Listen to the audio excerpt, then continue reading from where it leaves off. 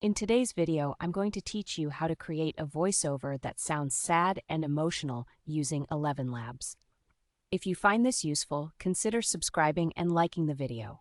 Let's dive right into it. The first step is to log in. So go ahead and open your web browser. Type in the ElevenLabs website address and log into your account.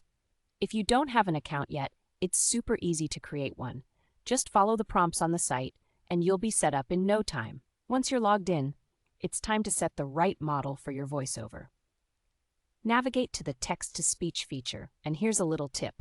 Make sure you select the 11v3 model, or whatever the latest expressive option is. This is crucial because this model is specifically designed to capture a range of emotions, making it perfect for our sad voiceover.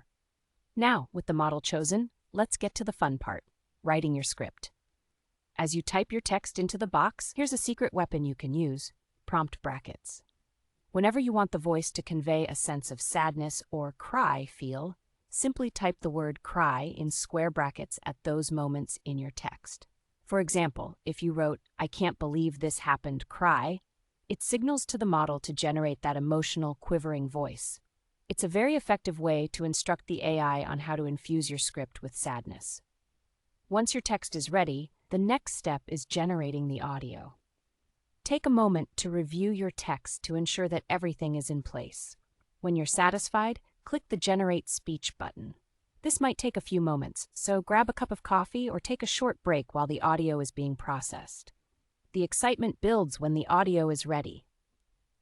Now it's time to listen to the generated speech. Play it back and really pay attention to the tone and emotion. Does it convey the sadness you were hoping for? If it doesn't quite hit the mark, don't hesitate to go back to the text and make some adjustments. Maybe you need a few more cry prompts or different wording. If the audio meets your expectations, you can easily download it to your device. Just click the download button and the file will save directly to your computer or phone. That's it! You now have a beautifully crafted sad voiceover ready for your project. To recap, so we covered logging into ElevenLabs, selecting the right model, using prompt brackets to convey emotions, generating your text-to-speech audio, and finally, reviewing and downloading your finished product. It's a straightforward process, but the emotional depth you can achieve with these simple steps is truly powerful.